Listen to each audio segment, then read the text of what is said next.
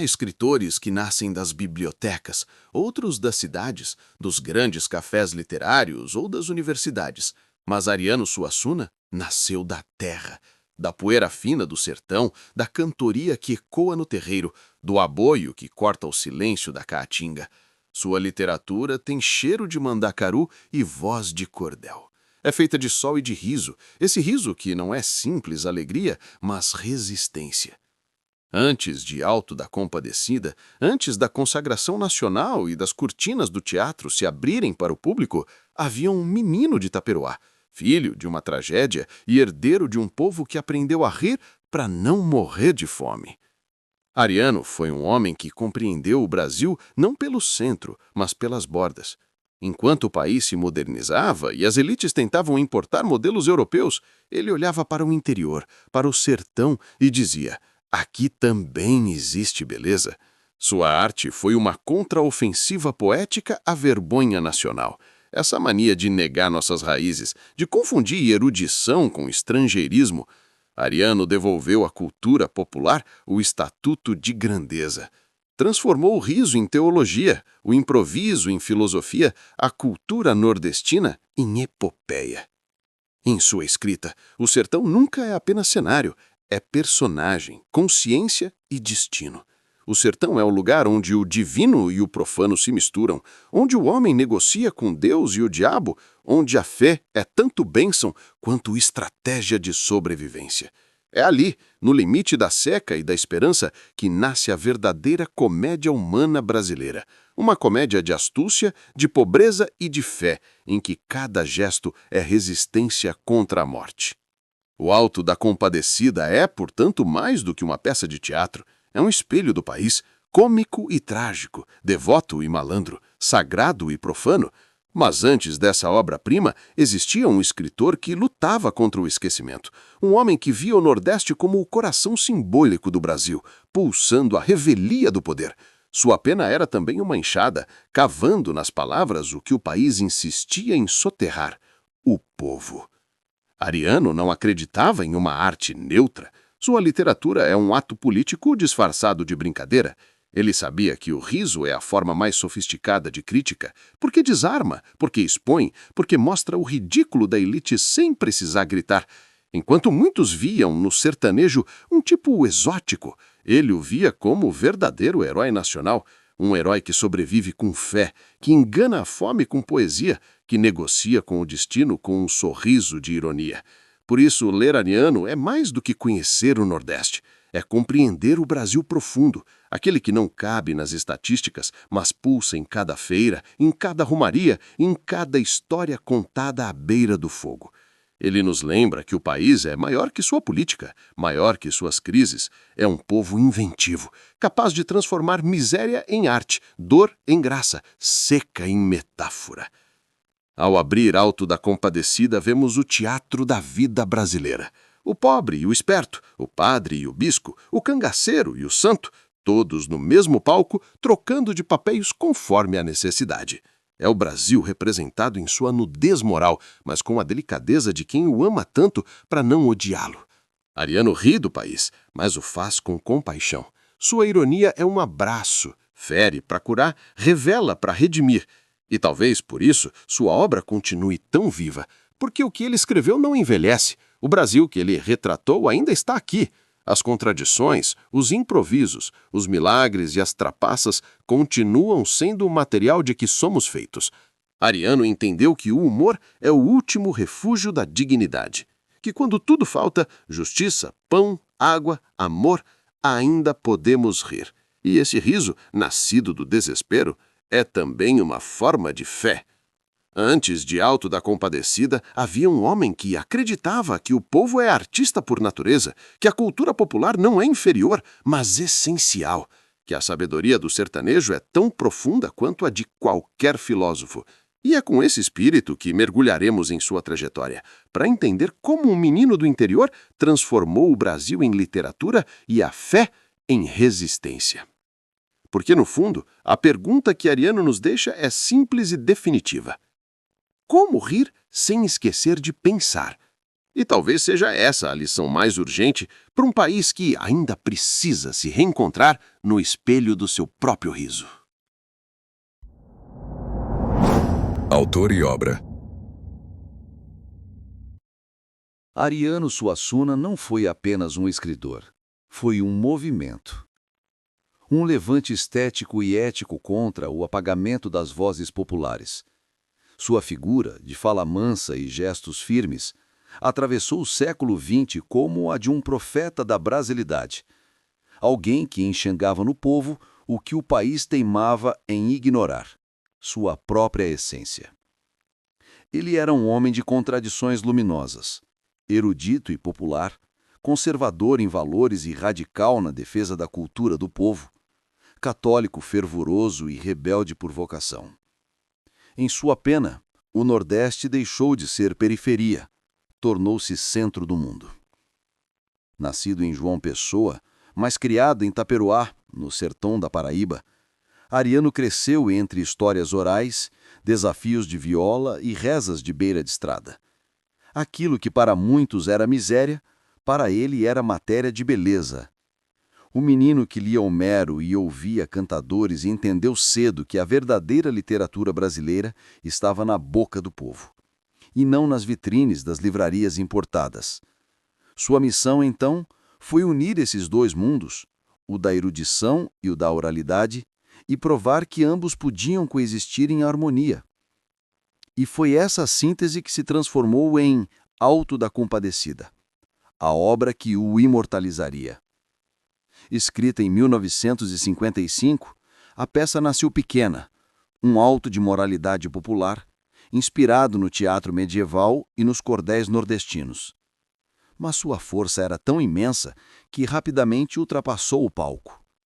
Em João Grilo e Chicó, Ariano condensou o Brasil inteiro.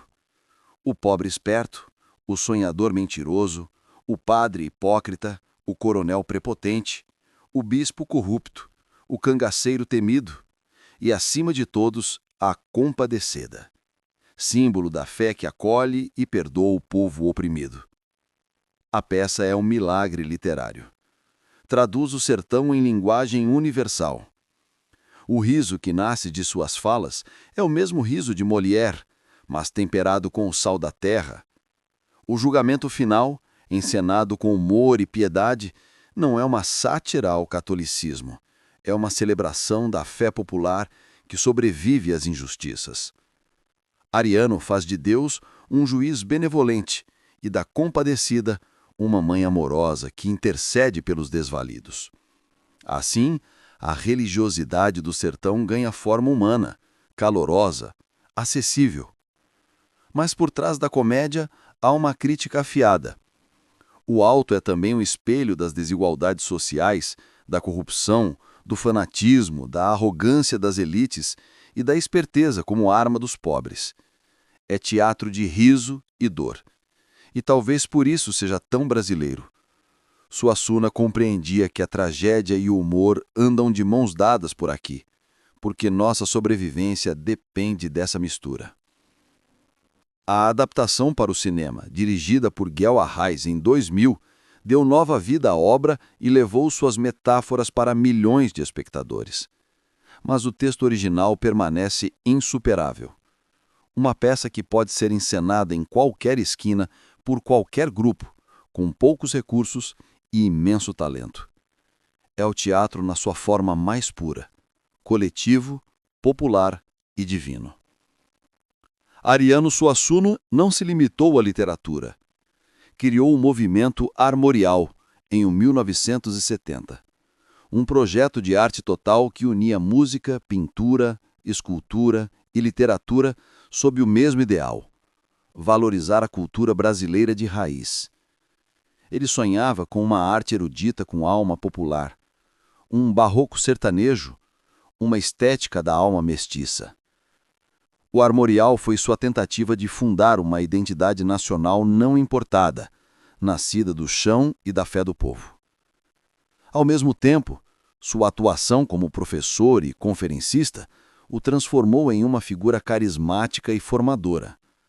Quem o via falar sobre o Brasil percebia que ele não discursava, encantava. Suas aulas eram espetáculos, e seus espetáculos, aulas sobre o que significa ser brasileiro. Ele acreditava que a arte devia emocionar, elevar e conscientizar. E o fazia com uma combinação rara de ironia e ternura. Alto da Compadecida, portanto, é mais que uma obra. É uma declaração de princípios. É o testamento de um escritor que acreditava que o Brasil só se salvaria quando aprendesse a respeitar sua própria cultura. Ariano escreveu o sertão com amor e com fúria. Amou o Nordeste sem folclorizá-lo. Mostrou sua dor sem vitimizá-lo. Celebrou seu riso sem reduzi-lo à caricatura. Ao final, o que ele nos oferece é um espelho. E nesse espelho, vemos o Brasil que somos e o Brasil que poderíamos ser. Um país capaz de rir da própria tragédia e, com isso, sobreviver a ela. Infância e origem. Ariano Suassuna nasceu no calor da Paraíba, em 1927, em meio à poeira e ao silêncio do sertão. João de Soa foi o ponto de partida, mas Taperoá seria o lugar de pertencimento, o solo mítico onde o menino aprenderia a olhar o mundo. A infância de Ariano não foi marcada pelo luxo, mas pela escassez. E é dessa escassez que nascem suas fábulas. Ali, entre o gado, o canto dos vaqueiros e as histórias de assombração, o garoto começou a decifrar o Brasil. O sertão, para ele, nunca foi apenas cenário. Era uma escola, uma cosmogonia, um jeito de existir. Taperoá foi seu primeiro livro, e o mais importante. As histórias que ouviu dos mais velhos, as rimas dos cantadores, o ritmo dos aboios, o cheiro da terra rachada. Tudo isso moldou o que mais tarde viraria sua linguagem. O menino cresceu aprendendo que o mundo pode ser contado em versos e que a sabedoria mora nas palavras simples. A oralidade foi sua primeira biblioteca. Mas a infância de Ariano também foi ferida por uma tragédia precoce. Em 1930, seu pai, João Suassuna, então governador da Paraíba, foi assassinado em um conflito político, vítima da violência que tantas vezes costura a história do país. Ariano tinha apenas 3 anos.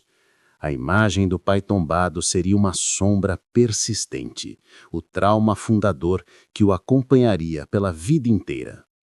A morte do pai arrancou-o da infância e o lançou, cedo demais, na percepção da injustiça e da brutalidade humanas. A família perseguida e destituída teve de deixar a Paraíba. Mudaram-se para o Recife buscando recomeço. O menino, deslocado e órfão, encontrou na imaginação um abrigo. O sertão ficou para trás, mas nunca saiu de dentro dele. Taperoá tornou-se memória e mito, uma terra sagrada a que sempre retornaria pela escrita. Na solidão do exílio, o pequeno Ariano transformou a dor em fabulação. E talvez tenha sido ali, ainda criança, que ele aprendeu a rir do trágico, porque no Nordeste a dor não é silêncio, é canto. O menino que perdeu o pai descobriu nas histórias do povo que o riso pode ser um modo de sobrevivência, que a graça é, muitas vezes, uma resposta ao desespero. Assim se formou o olhar de Ariano, um olhar que vê o divino no grotesco, a beleza no deserto, a fé no absurdo. A infância de Suassuna foi um aprendizado de contradições.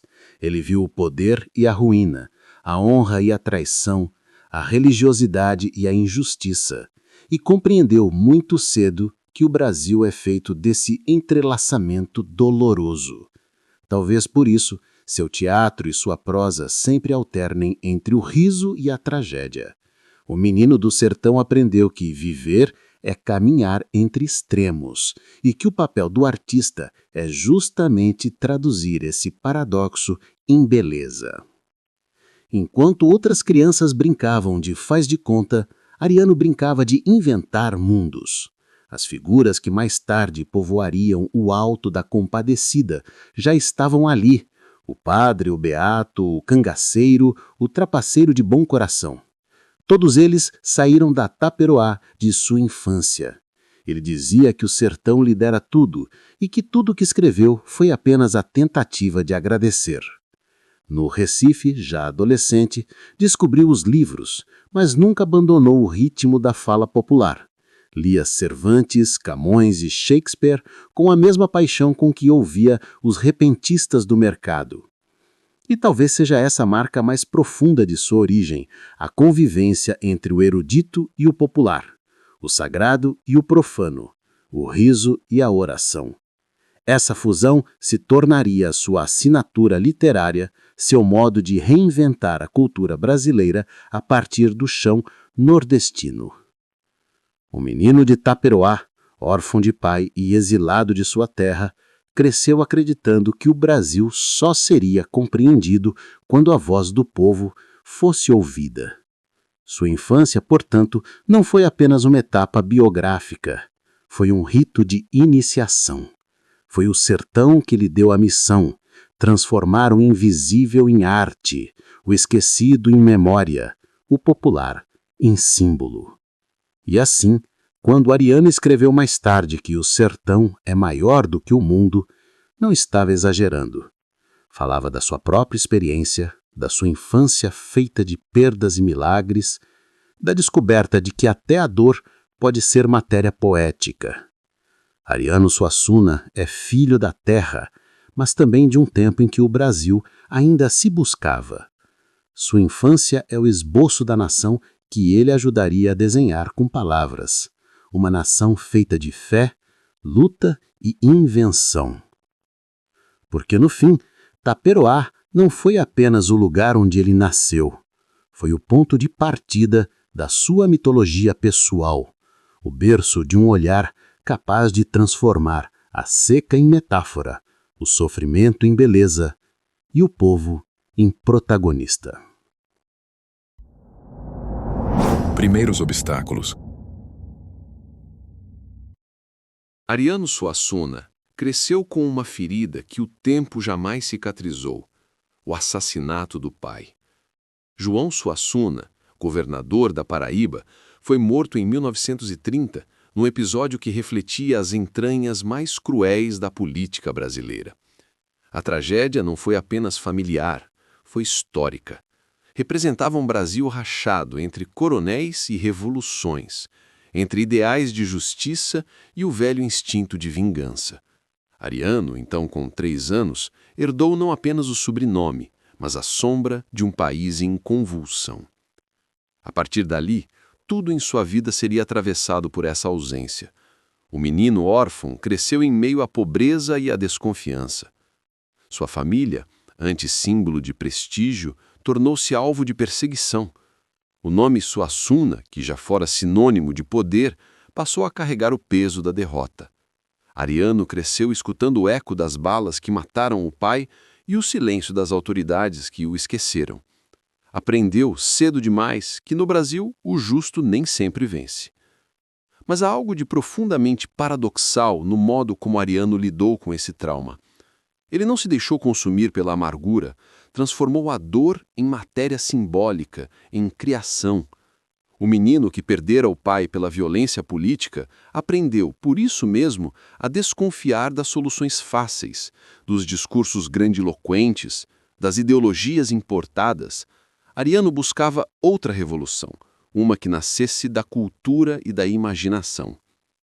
A tragédia de 1930 não o afastou do Brasil, o fez olhar para ele com mais rigor. A morte do pai tornou-se sua primeira lição sobre o que significa ser brasileiro, viver em um país que não protege os seus, que repete ciclos de injustiça e desigualdade. Esse trauma seria o eixo silencioso de sua obra, o ponto de partida de uma inquietação que se tornaria estética. Se João Suassuna fora morto por acreditar num país diferente, Ariano decidiu continuar a luta, mas pela via da arte. Ao mudar-se para o Recife, encontrou uma nova forma de solidão.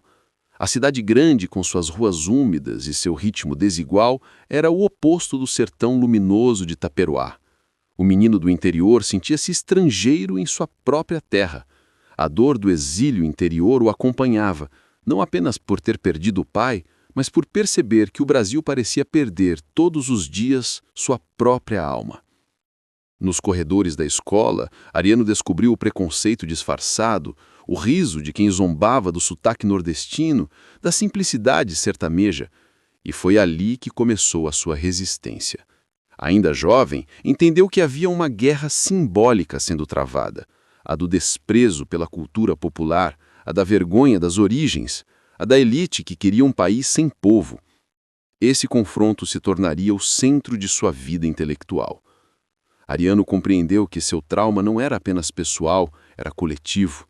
O assassinato do pai representava, em alguma medida, o assassinato simbólico do próprio povo nordestino, silenciado, marginalizado, condenado à invisibilidade.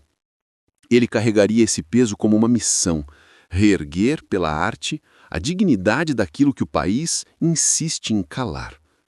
O menino órfão virou homem e escritor, e em cada texto seu, em cada peça, há uma tentativa de reconciliação, não apenas com o pai perdido, mas com o Brasil partido. O riso que brota de O Alto da Compadecida, décadas mais tarde, é o riso de quem aprendeu a rir da dor para não ser engolido por ela.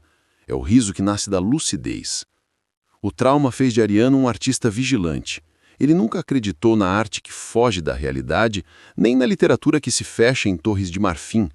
Seu naturalismo popular, seu teatro moral e carnavalesco, sua defesa da cultura nordestina, tudo isso nasce da ferida aberta na infância. Ele sabia que, sem enfrentar o próprio sofrimento, nenhuma nação se conhece. E talvez seja essa a beleza trágica de sua trajetória. O sofrimento que poderia tê-lo destruído acabou tornando-o um criador. Ariano Suassuna fez de seu trauma uma ponte, não um muro. A dor o levou à empatia, à consciência de classe, à compreensão profunda de que o povo é o verdadeiro portador da alma nacional. Em suas entrevistas, ele costumava dizer que um homem só se salva com o seu povo. Essa frase tão simples revela o que a vida lhe ensinou, que a redenção pessoal está ligada à coletiva. Ariano transformou o luto em legado. O primeiro obstáculo de sua vida, a perda brutal do pai, plantou a semente de sua visão estética e política. E é dessa ferida que brota a flor mais rara, a de um escritor que, ao compreender a dor do Brasil, decidiu amá-lo ainda mais.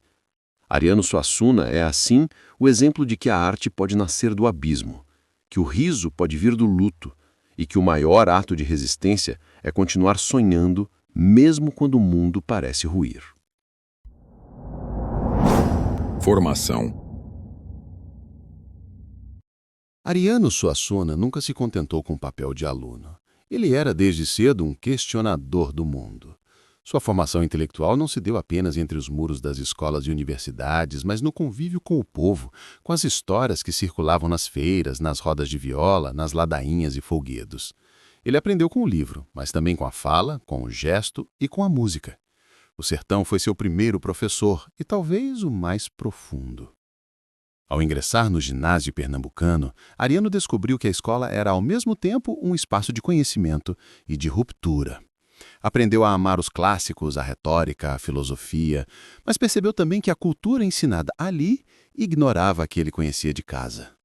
O menino que viera do interior trazia em si um Brasil que os livros não contavam. O Brasil dos cantadores, dos milagres, dos bois e dos santos. Essa dualidade o marcaria para sempre. De um lado, o pensamento erudito. De outro, a sabedoria popular. Mais tarde, ao estudar Direito na Universidade do Recife, Ariano se deparou com o mesmo dilema. A lei escrita parecia não dialogar com a lei vivida, com a justiça dos pobres, dos retirantes, dos esquecidos. A universidade lhe deu o instrumental da razão, mas o sertão lhe dera o da compaixão. E foi no cruzamento entre esses dois mundos que nasceu o artista. Durante os anos de juventude, mergulhou na literatura universal. Leu Cervantes, Shakespeare, Dante, mas também Euclides da Cunha, Graciliano Ramos e Machado de Assis. Admirava o rigor da forma, mas se interessava sobretudo pela alma das obras, pela tentativa de compreender o homem. Quando leu Gil Vicente e Camões, reconheceu algo familiar. A ironia popular, o moralismo crítico, a linguagem que mistura o sublime e o grotesco. O barroco português e o teatro vicentino se tornaram matrizes fundamentais de sua estética. Mas nenhuma influência o tocou tanto quanto a cultura popular nordestina. O cordel, os repentes, o mamulengo, os autos religiosos, tudo isso formava, para Ariano, uma biblioteca viva. Ele via no povo uma genialidade espontânea, uma poesia nascida do cotidiano, e passou a enxergar a cultura brasileira como um organismo mestiço, em que o erudito e o popular não deveriam competir, mas dialogar. Essa percepção levaria anos depois à formulação de um dos conceitos mais belos de nossa crítica cultural, o movimento armorial.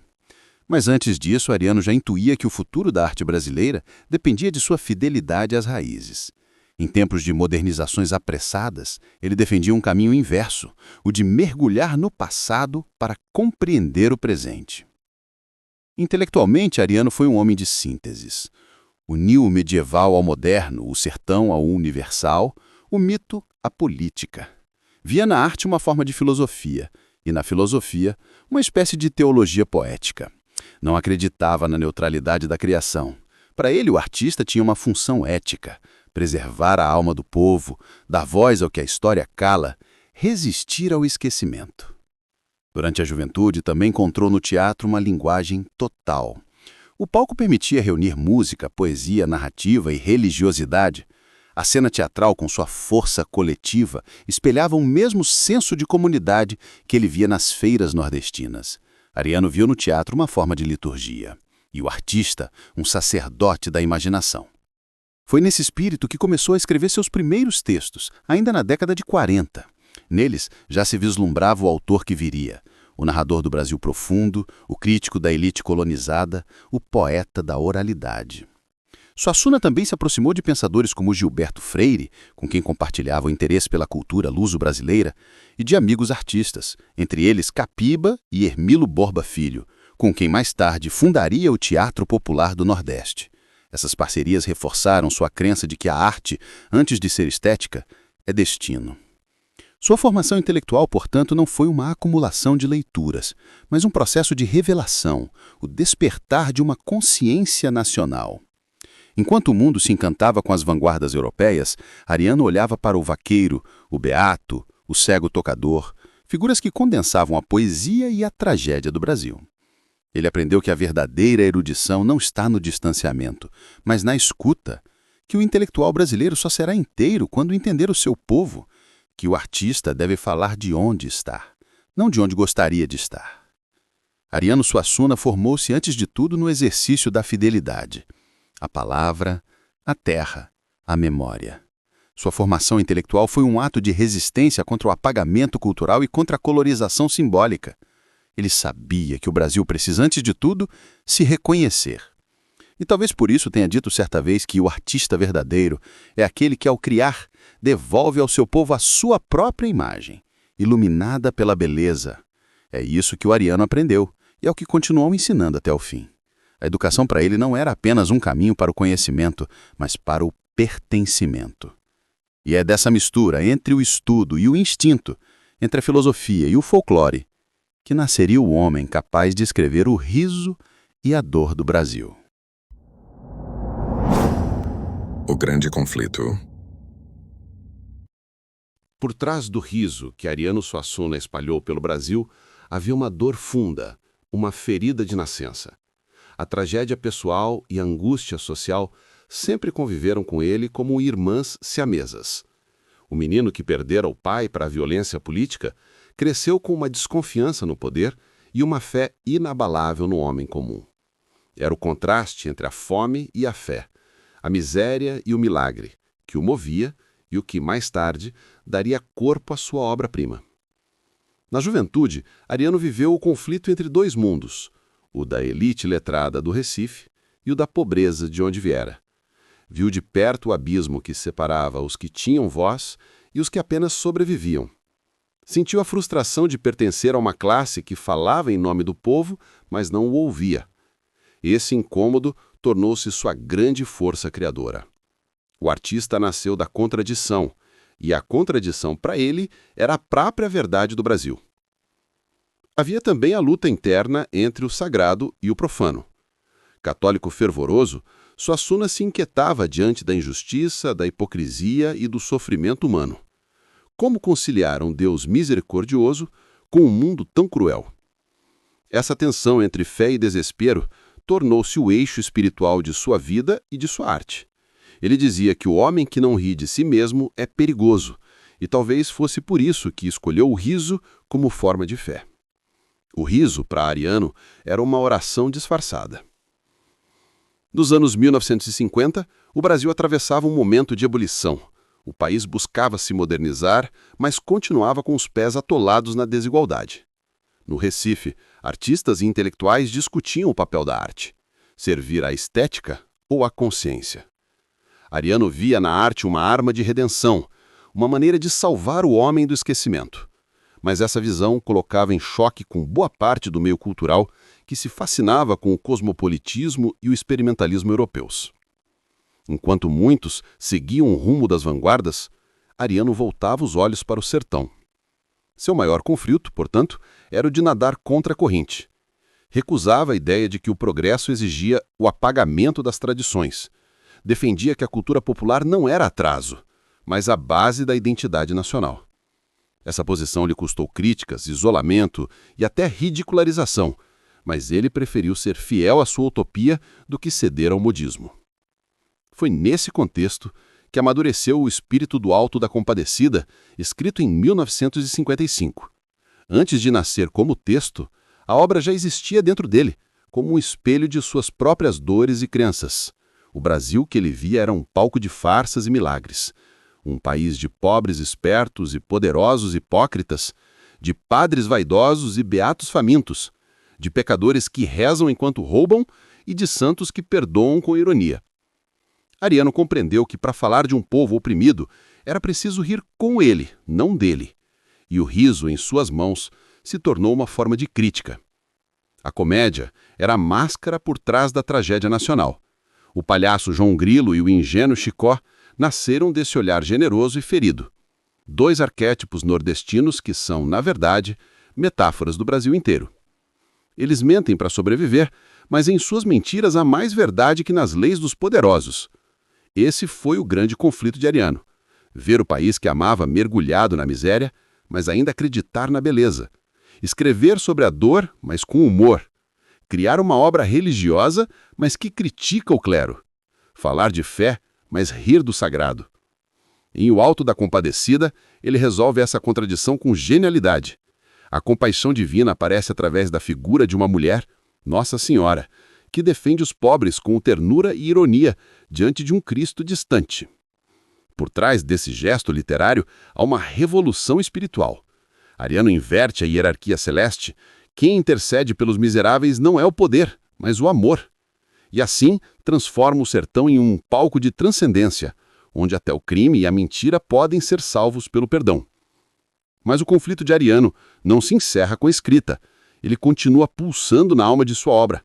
O autor, mesmo reconhecido, carregava a inquietação de um homem dividido entre o céu e a terra, entre a razão e o mistério. Sua literatura é, em última instância, uma busca pela reconciliação entre o homem e o divino, entre a fome e o sonho. O Alto nasce, portanto, não apenas como peça catral, mas como rito de salvação. É o resultado de um homem que aprendeu na dor que a fé não é certeza, é resistência, que o humor não é fuga, é coragem, que o sertão, com toda a sua miséria e a sua beleza, é o centro espiritual do Brasil. E talvez tenha sido essa a lição mais profunda de Ariano Suassuna. Rir é um modo de continuar acreditando, porque diante da tragédia, o riso é a última forma de esperança. Obra icônica. Quando Ariano Suassuna começou a escrever O Alto da Compadecida, o Brasil ainda não havia aprendido a se enxergar por completo. O país vivia entre duas ilusões, a do progresso que prometia um futuro europeu e a da tradição que se dissolvia nas margens do esquecimento. Ariano, então, decidiu criar uma obra que fosse, ao mesmo tempo, uma confissão e um espelho, um teatro do povo, escrito na língua do povo, sobre o povo que sustentava o país com o suor e o riso. A inspiração veio da própria terra. Das feiras nordestinas, ele extraía os tipos humanos: o esperto João Grilo, o sonhador Chicó, o padeiro avarento, o padre vaidoso, o bispo corrupto. Da religiosidade popular, tirou o enredo de milagres e castigos, de pecados e perdões. Do cordel, herdou o ritmo da oralidade, o tom da fala viva, o humor que atravessa o desespero. E da fé sertaneja, bebeu o mistério que faz o homem rir de sua própria dor enquanto reza.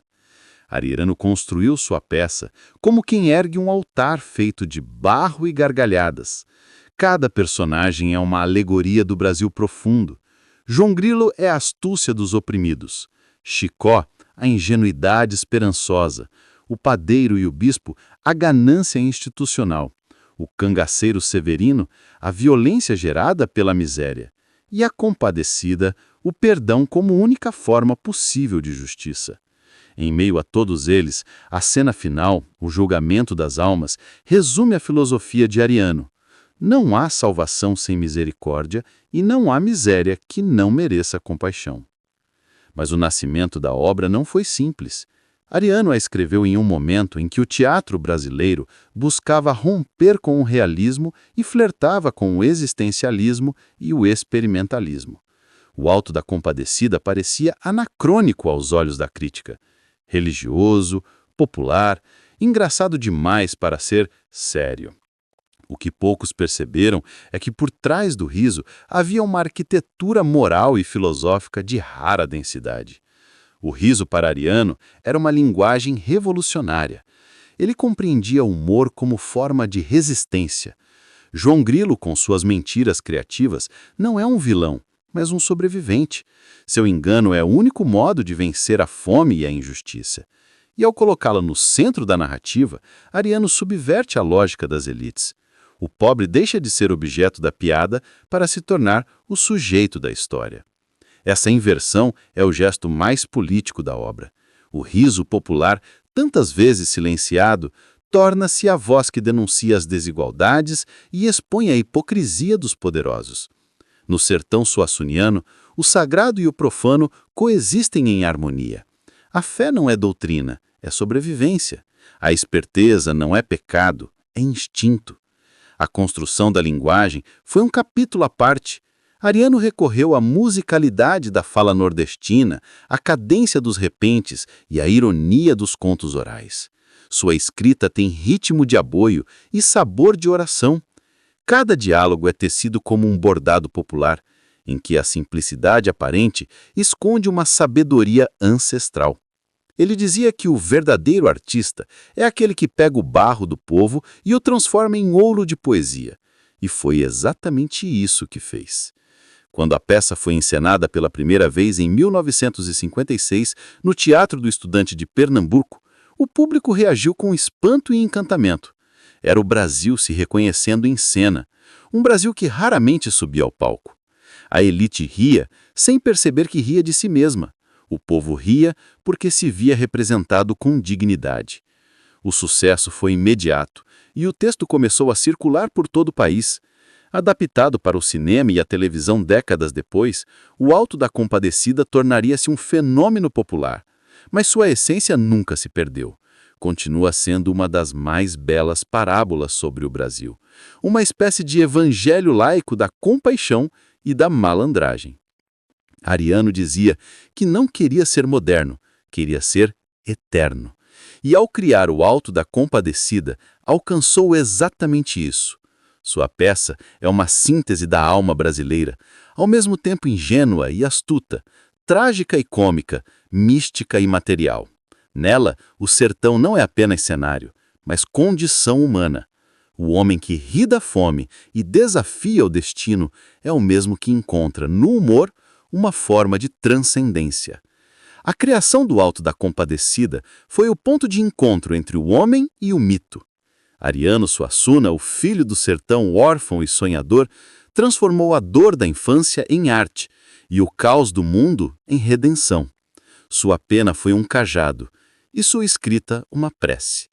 Porque, no fim, a compadecida não é só Nossa Senhora. É o próprio povo brasileiro que, entre lágrimas e gargalhadas, insiste em perdoar o país que o fere. O sucesso. O sucesso de O Alto da Compadecida não foi apenas literário, foi espiritual.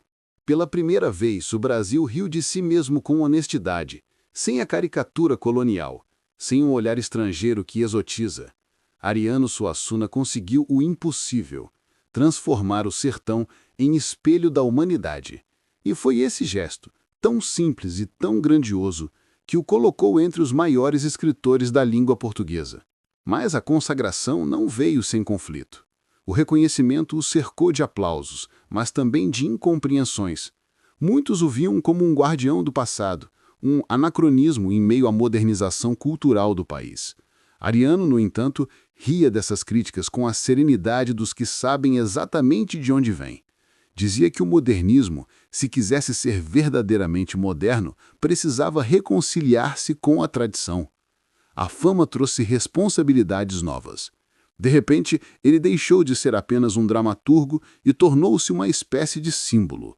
Passou a ser convidado para palestras, debates, programas de TV. Sua figura, o bigode farto, o olhar firme, o tom professoral e brincalhão, tornou-se uma marca da inteligência brasileira. Ariano falava como quem rezava e ensinava como quem contava histórias. Seu sucesso era, paradoxalmente, o triunfo da simplicidade. Mas por trás da consagração havia também o fardo do mito. Ariano via-se cercado por admiradores e críticos, por discípulos e detratores. O país que o reverenciava como gênio popular era o mesmo que continuava a marginalizar as vozes do povo. Isso o feriu profundamente. Ele percebia a contradição, ser amado como artista de um povo que seguia sem ser ouvido. E, de certo modo, essa ferida se transformou em combustível. Foi nesse período que Ariano criou o movimento armorial, em 1970, como uma tentativa de reunir música, pintura, literatura e teatro em torno da alma popular nordestina. O armorial não era o retorno ao passado, era um projeto de futuro. Queria mostrar que a cultura brasileira não precisava importar modelos, ela já era grandiosa o suficiente. O sertão para Ariano era o centro simbólico do mundo. O movimento nasceu como uma resposta à modernidade globalizada. Enquanto o país se industrializava, ele propunha um retorno à arte como transcendência. Falava de cavaleiros medievais, de santos e de feras, de música barroca e folclore. Sua visão era uma ousadia espiritual. Reconciliar o erudito com o popular, o sagrado com o cotidiano, o Brasil com a sua própria alma. Com o tempo, O Alto da Compadecida se tornou uma obra viva, reinterpretada por gerações. A adaptação cinematográfica de 2000, dirigida por Guel Arrez, levou o texto a milhões de espectadores e transformou-o em fenômeno cultural. Aquele mesmo humor que um dia fora visto como ingênuo, agora era celebrado como genial. João Grilo e Chicó se tornaram arquétipos nacionais, tão brasileiros quanto Macunaíma e Pedro Malassartes. A consagração, contudo, nunca cegou Ariano. Ele continuava desconfiado da glória, ciente de que o sucesso pode se tornar uma armadilha. Preferia o aplauso do povo à reverência da crítica. Dizia que o verdadeiro reconhecimento vinha de uma velha que o abordava na rua e dizia: "Seu Ariano, o senhor escreveu a minha vida."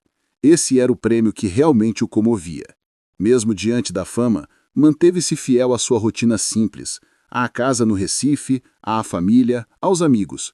Continuou lecionando, viajando pelo país, ministrando suas aulas de espetáculo, encontros em que falava de literatura, arte, fé, política e destino, sempre com humor e doçura. Era um mestre sem cátedra, um sacerdote da palavra. Mas, como todo homem de fé e dúvida, Ariano também sentia o peso da posteridade. O país que ele defendia com paixão, um Brasil ético, generoso e poético, parecia se distanciar cada vez mais. Viu crescer o cinismo, a pressa, o esquecimento.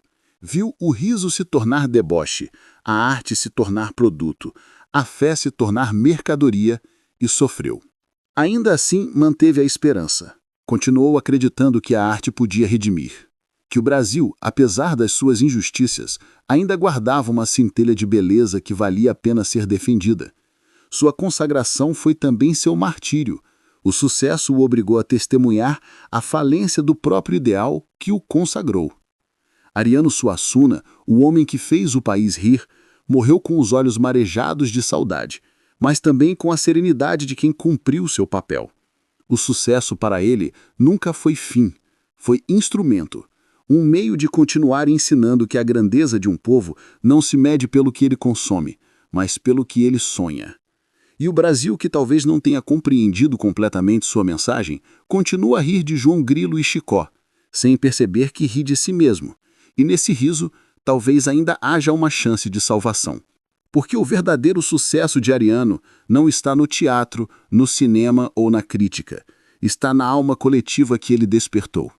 Ele transformou o Brasil em personagem e o povo em protagonista. E esse é o tipo de consagração que não cabe em prêmios, mas apenas no coração de um país inteiro. O legado. O legado de Ariano Suassuna é, antes de tudo, uma herança de encantamento. Ele não deixou apenas livros, peças ou discursos, deixou uma forma de ver o mundo. Sua obra é um mapa para quem ainda acredita que o Brasil pode se reinventar pela arte, pela palavra e pelo riso. Quando pensamos em O Alto da Compadecida, em O Santo e a Porca ou em A Pedra do Reino, não estamos diante de meras narrativas teatrais ou romances épicos. Estamos diante de um esforço espiritual para costurar o Brasil rasgado entre o erudito e o popular, entre o riso e a dor, entre o céu e o chão. Ariano foi um dos raros escritores que souberam rir sem desprezar, ironizar sem ferir e ensinar sem arrogância. Seu humor tinha o dom do perdão. Era um riso que compreendia as fraquezas humanas e as transformava em poesia. Por isso, o seu legado ultrapassa as fronteiras da literatura. É pedagógico, ético e até místico. Ele acreditava que o artista tinha um papel sagrado, não o de entreter, mas o de iluminar. A geração que veio depois de Ariano continua a beber dessa fonte. Escritores, dramaturgos, músicos, professores e artistas de todas as regiões do país o citam como inspiração. Seu nome é lembrado em universidades e em escolas públicas, em palcos improvisados e em feiras de cultura popular.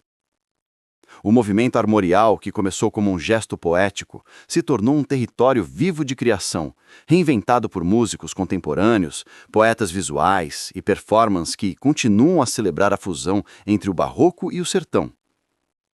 O riso de Ariano ainda ecoa, não apenas no texto, mas na fala cotidiana de quem aprendeu a resistir com humor. O Brasil, tão acostumado a tragédias, encontrou em suas palavras uma forma de suportar o insuportável. Sua literatura ensinou que o riso pode ser revolucionário, porque rir é também uma forma de não se render. Seu legado está também em sua postura diante da vida. Ariano não era apenas um escritor, era um homem que se recusava a negociar valores. Defendia a ética, a fé, a amizade, a beleza. Acreditava no poder da imaginação como ato de resistência. Dizia que o povo brasileiro tinha uma vocação para a alegria, e que essa vocação era mais forte do que a miséria e o desespero. Essa fé na humanidade o tornava um humanista radical, alguém que acreditava que a arte podia salvar, sim, ainda que simbolicamente. O tempo apenas confirmou o alcance dessa crença. Décadas após sua morte, o Brasil ainda encontra em Ariano um ponto de equilíbrio, um mestre que não pregava o retorno ao passado, mas a permanência da alma. Seus textos continuam sendo adaptados, estudados e recitados com paixão.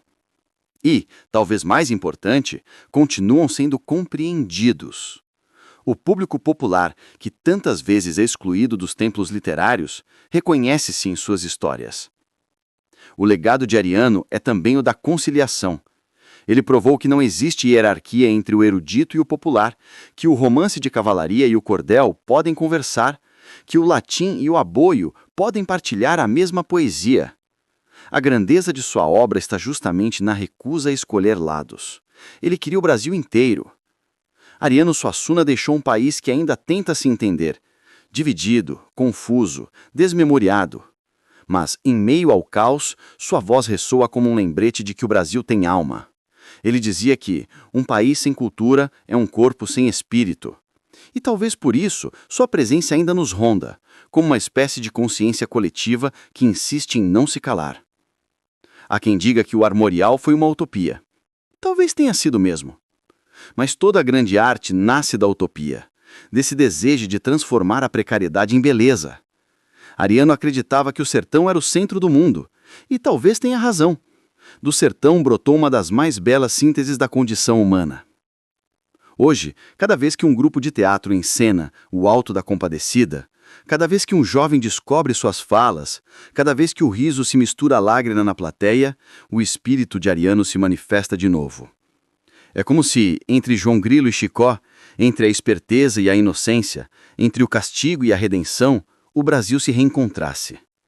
E é isso que o torna eterno. Ariano Suassuna não escreveu apenas sobre o Nordeste. Escreveu sobre o homem, sobre a fé que resiste mesmo quando tudo parece perdido. O seu legado é o de quem soube rir diante da tragédia e acreditar no milagre da palavra. Por isso, enquanto houver um contador de histórias, um violeiro, um professor apaixonado, uma plateia disposta a rir e chorar ao mesmo tempo, Ariano continuará vivo. Porque sua verdadeira obra não está nas páginas, está nas almas que ele despertou. Para finalizar, Falar de Ariano Suassuna é falar de um Brasil que insiste em existir. Aquele que não se dobra ao cinismo, que ainda acredita na beleza e na palavra como refúgio. Quando o mundo moderno parece se dissolver em velocidade e ruído, Ariano permanece como um farol teimoso, lembrando-nos de que a verdadeira grandeza está no gesto humilde, na alegria improvável, na fé que sobrevive entre as ruínas.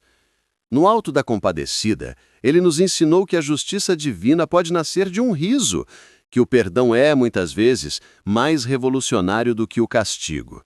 Sua literatura é um convite a olhar o país não com desespero, mas com encantamento. Não um encantamento ingênuo que nega as feridas, mas um encantamento maduro que as reconhece e mesmo assim decide cantar.